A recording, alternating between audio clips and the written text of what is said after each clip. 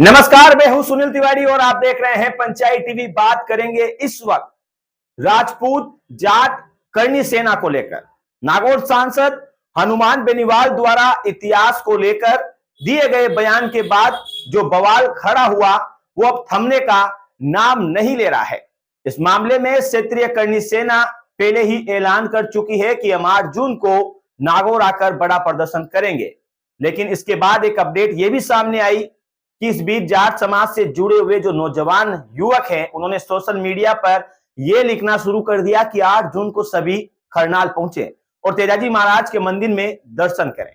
यानी यह मामला बिल्कुल साफ दिखाई दे रहा है कि जाट समाज से जुड़े हुए नौजवान ये भी चाहते हैं कि खरनाल में बड़ी संख्या में भीड़ इकट्ठा हो और अपनी ताकत दिखाई जाए।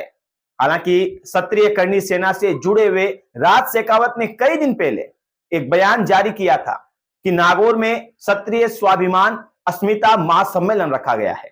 इस ऐलान के साथ ही राज शेखावत अपने सोशल मीडिया हैंडल पर लाइव आकर यह ऐलान किया था कि हम हनुमान बेनीवाल को उसके घर में जाकर सबक सिखाएंगे। केवल क्षत्रिय करनी सेना ही नहीं बल्कि राजपूत समाज से जुड़े हुए अनेक लोगों ने और अलग अलग संगठनों के पदाधिकारियों ने इस तरीके के बयान सोशल मीडिया पर जारी किए और इन बयानों के बाद हनुमान बेनीवाल ने भी इनका जवाब दिया। हनुमान बेनीवाल ने फिर से कहा था कि जिन्होंने लड़ाइयां लड़ी मैं उनका नाम लूंगा, जिन्होंने लड़ाइयां नहीं लड़ी मैं उनका नाम नहीं लूंगा, चाहे कुछ भी हो जाए। यानी हनुमान बेनीवाल ने अपनी तरफ से चीजों को बिल्कुल साफ कर दिया था। इधर क्षत्रिय करनी सेना के अलावा राजपूत समाज से जुड़े हुए अलग अलग संगठनों के पदाधिकारियों ने भी हनुमान बेनीवाल के खिलाफ जमकर बयानबाजी की और लगातार बयानबाजी चल रही है।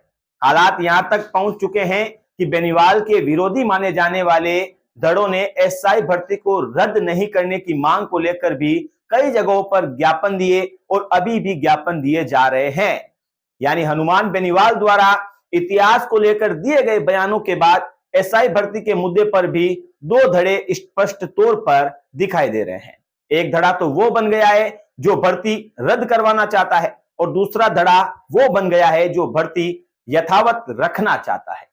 जिन परिवारों के बच्चे सब इंस्पेक्टर बने केवल वो लोग ही नहीं बल्कि अलग अलग संगठनों से जुड़े हुए लोग भी अपने अपने क्षेत्र में ज्ञापन देने लगे हैं ये भर्ती रद्द नहीं होनी चाहिए। लेकिन इसके बाद दिन आया 25 मई का और इस दिन में राजस्थान की सियासत को एक बार फिर हिलाकर रख दिया, क्योंकि हनुमान बेनीवाल को भी जितनी उम्मीद नहीं थी उस उम्मीद से ज्यादा भीड़ राजस्थान की राजधानी जयपुर में दिखाई दी। खुद बेनीवाल ने अपने भाषण में कहा कि हमें इतनी उम्मीद नहीं थी, मुझे भी ये उम्मीद नहीं थी कि आप लोग मेरी उम्मीद इस तरह से बढ़ा देंगे, इतनी तादाद में आप लोग आ जाएंगे। एक तरीके से अगर देखा जाए तो बेनीवाल का ये सीधा इशारा था कि खिंवसर के हार के बाद जो निराशा आरएलपी में थी इस भीड़ के बाद वो आशा में बदल गई।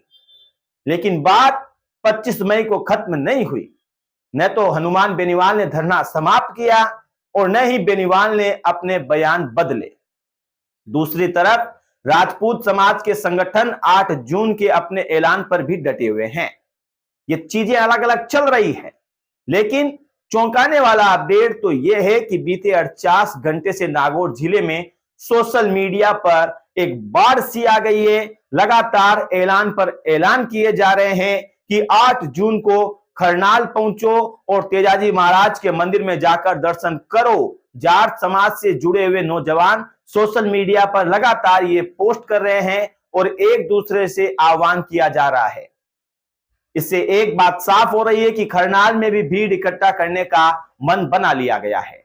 एक तरफ नागौर में जहां राजपूत और करनी सेना के जो तमाम जुड़े हुए लोग हैं वो भीड़ इकट्ठा करना चाहते हैं, दूसरी तरफ जाट समाज के लोग खरनाल में भीड़ इकट्ठा करना चाहते हैं। हालांकि अभी किसी बड़े नेता ने या जाट समाज से जुड़े हुए किसी भी बड़े संगठन ने खुलकर इसका ऐलान नहीं किया है, लेकिन सोशल मीडिया पर बीते 48 घंटे से अलग अलग ऐलान चल रहे हैं। ये सबसे महत्वपूर्ण बात यह है कि अभी कुछ दिनों पहले ही क्षत्रिय करनी सेना ने उत्तर प्रदेश में समाजवादी पार्टी के सांसद रामजी लाल के खिलाफ बड़ा प्रदर्शन किया था। और उस प्रदर्शन के दौरान भारी भीड़ हुई थी और क्षत्रिय ने अपनी ताकत दिखाई थी। लेकिन क्या क्षत्रिय करनी सेना और क्षत्रिय संगठन नागौर में भीड़ कर पाएंगे? ये 8 जून के दिन ही पता चल पाएगा। दूसरी तरफ अब यह देखना भी महत्वपूर्ण रहेगा कि क्या वाकई में 8 जून को खरनाल गांव में जाट समाज से जुड़े हुए नौजवान एकत्रित होंगे? कौन किस पर भारी पड़ेगा, कौन भीड़ जुटा पाएगा, यह देखने वाली बात होगी। खरनाल वीर तेजाजी महाराज की जन्मस्थली है और यहां हर साल मेला भरता है। तेजाजी महाराज में जाट समाज की गहरी आस्था है और तेजाजी जाट समाज के आराध्य देव भी हैं। तो 8 जून को यह मामला देखने को मिलेगा कि कौन ज्यादा भीड़ जुटाएगा, आखिर क्या रहेगा। फिलहाल यह मामला हाई टेंशन वाला बताया जा रहा है। लगातार अलग अलग बयानबाजियों के बाद में हर कोई टेंशन में आ गया है कि आखिर होगा क्या, क्योंकि हनुमान बेनीवाल ने अपनी ताकत 25 मई को राजधानी जयपुर में दिखा दी थी। जिस तरह से बताया जा रहा है कि 40 से 50 हजार लोगों की भीड़ उन्होंने इकट्ठा कर ली थी और इस गर्मी में इतनी भीड़ इकट्ठा करना किसी नेता के हाथ में नहीं होता है, लेकिन हनुमान बेनीवाल ने अपनी ताकत उस दिन दिखा दी थी। 50 हजार की भीड़ मामूली तौर पर अगर देखे जब वो एक साथ होती है तो वो लाखों में दिखाई देती है। अब देखने वाली बात यह है कि हनुमान बेनीवाल ने अपनी ताकत दिखा दी। एक बार फिर हनुमान बेनीवाल फॉर्म में आ चुके हैं। एक बार फिर हनुमान बेनीवाल को वो ऊर्जा मिल चुकी है जो आरएलपी टूटने के बाद में नहीं मिल रही थी। आरएलपी पार्टी का टूटने का इतिहास आप सबको पता है, किस किस ने तोड़ा, कैसे कैसे तोड़ा और किस किस पैंतरे अलग अलग लगाए गए, कहां कहां उलझाया गया, किन किन नेताओं को तोड़कर अपनी पार्टी में शामिल किया गया, हर तरफ से खोखला किया गया, बीजेपी और कांग्रेस दोनों की तरफ से। फिर भी हनुमान बेनीवाल डटे रहे और आखिर में अकेले सांसद रहे हैं। अब इनके ना तो कोई विधायक है ना कुछ और है, लेकिन हनुमान बेनीवाल ने 25 मई को जिस तरह से ये ऊर्जा दिखाई है, ये 44-46 का तापमान, हाई गर्मी, उसके बीच में अगर हनुमान बेनीवाल ने ये 40-50 हजार की जनता इकट्ठा कर दी है। कई लोगों का कहना है कि 20-25 हजार है, कईयों का 40-50 हजार कहना है, मोटा मोटी माने तो हजारों में इकट्ठा तो कर दी है।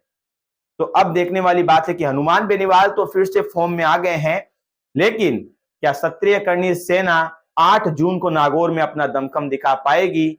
अगर दिखाती है तो फिर समझिएगा ये टकराव होगा, और अगर नहीं दिखाती है तो यहां समझिएगा कि हनुमान बेनीवाल इस मामले में तो आगे निकलेंगे।